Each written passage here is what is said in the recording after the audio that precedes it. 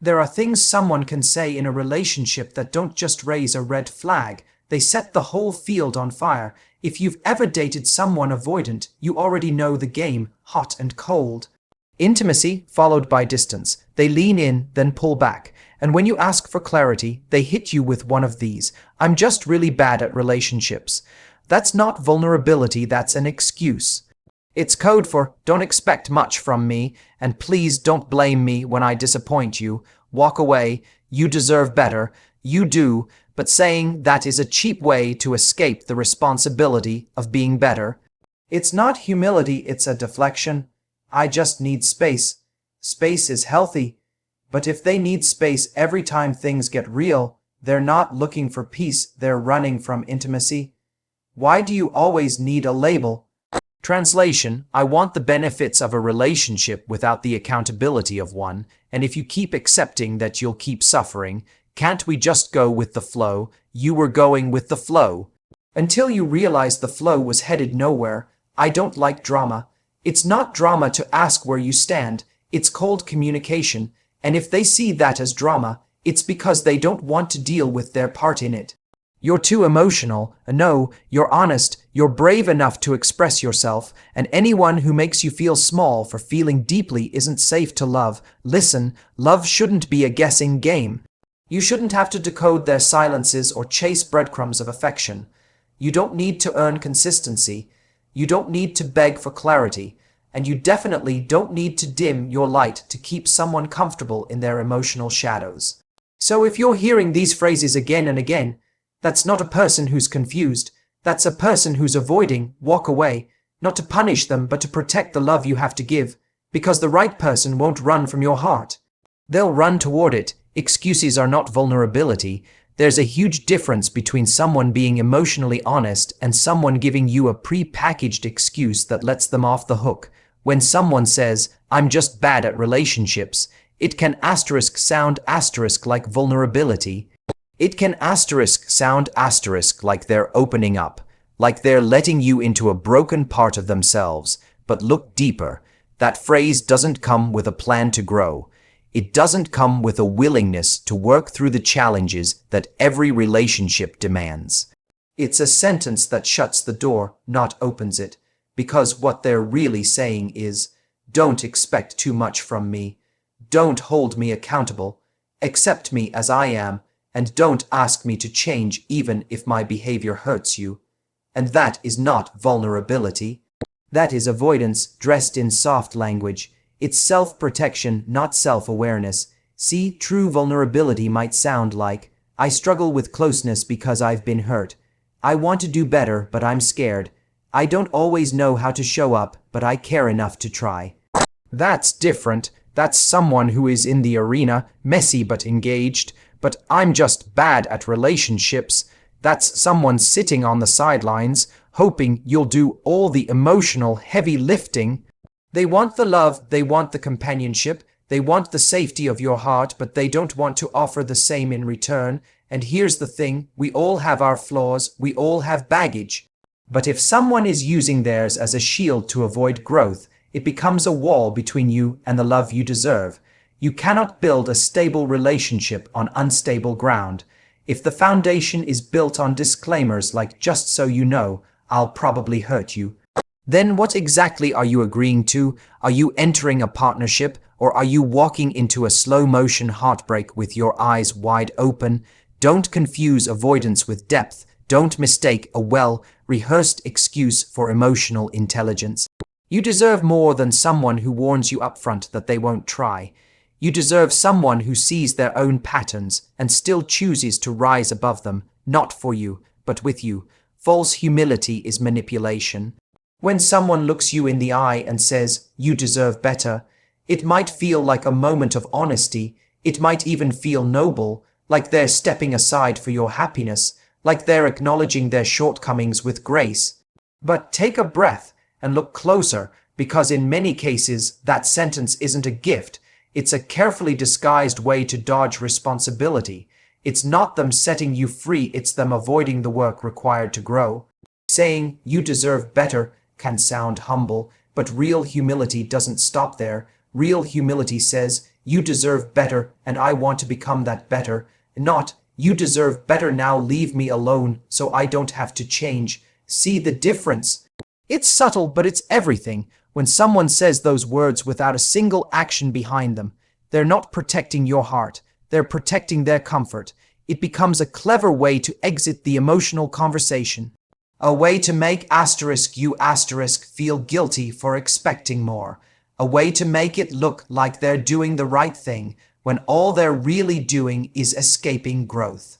Because here's the truth, if they truly believed you deserved better, they'd either rise up to meet you or stop dragging you through half, love disguised as effort. But too often, they say you deserve better, right before repeating the same neglect, the same patterns, the same emotional distance they know already hurts you. And that's not humility, that's not self-awareness, that's manipulation dressed in self-pity. It's designed to keep you second guessing, to keep you wondering if wanting more is asking for too much, to keep you accepting less because they told you they weren't good enough, but you believed in them anyway. And here's where it gets dangerous, because if you stay after hearing those words, you start thinking your love can fix them. You start believing your patience will teach them how to show up. But love isn't about proving your worth to someone who already decided they can't give you what you need. It's not about showing them you're loyal while they show you nothing but hesitation. When someone says you deserve better, listen carefully, because if they truly believed that, they'd either step up or step away with integrity, not say it, then keep benefiting from your presence while giving you the bare minimum in return. Space can become escape. In a healthy relationship, space is important. Everyone needs time to breathe, to think, to reconnect with themselves. But when space becomes the default response to every conflict, every emotion, every request for intimacy, that's not space anymore, that's avoidance. It's a silent retreat disguised as self-care. And it leaves you constantly wondering if you're too much, if you said the wrong thing, if you're the reason they keep pulling away. When someone consistently uses space to dodge emotional closeness, it stops being about balance and starts becoming a form of emotional control. Because what they're really saying is, I'll come close when it's comfortable for me, I'll connect when it suits me, but the moment it gets real, I'm out. That kind of behavior keeps you walking on eggshells. It trains you to stay quiet when something bothers you, to minimize your needs, to suppress your feelings just so you don't scare them off again. But a relationship where you feel like you're always chasing connection is not a relationship, it's emotional starvation. You give your heart, they ask for space, you express your needs, they disappear, you ask where things are going, they say you're pressuring them, and so the cycle continues. They distance themselves, then come back just enough to keep hope alive. Just enough to reset the pattern, just enough to keep you waiting. But what they call space is really a way to avoid accountability. It's a way to skip the hard conversations, to ignore the impact their distance has on you, and to avoid the emotional responsibility that love actually requires. Because love isn't just about being present when it's easy, it's about staying present when it's uncomfortable, when the walls come down, when the truth shows up. And if someone is only available on their asterisk timeline, when they feel like it, and always retreats the moment you get closer, that's not space, that's escape. And escape isn't something you can build a future on. Because you'll always be the one left holding the weight of connection. You'll always be the one trying to bridge the gap, trying to decode their silence, trying to hold together something they keep slipping away from. Love requires presence. It requires showing up, even when it's messy, especially when it's messy. So if space keeps turning into silence, into distance, into confusion, don't ignore that, because consistent emotional distancing isn't a sign of someone who needs a break. It's the behavior of someone who doesn't know how or doesn't want to truly let you in. Resistance to labels equals resistance to commitment, and more often than not, it's not about being free-spirited. It's about avoiding responsibility. When someone tells you, why do we need labels? What they're often really saying is, I want the benefits of a relationship without the accountability that comes with it. They want the late night talks. They want the comfort of your loyalty. They want your energy, your time, your body, your heart. But they don't want the words that make it real. Because once it's real, they're expected to show up consistently. And that scares them, so they keep it in a gray area, not quite together, not quite apart, not committed, but also not letting you go. They'll say, why ruin a good thing by putting a label on it? But here's the truth, a label doesn't ruin something real. It clarifies it. It says, I'm not just here for convenience, I'm here with intention. It says, you're not just an option, you're my choice. And anyone who fears clarity isn't ready for the depth that love demands.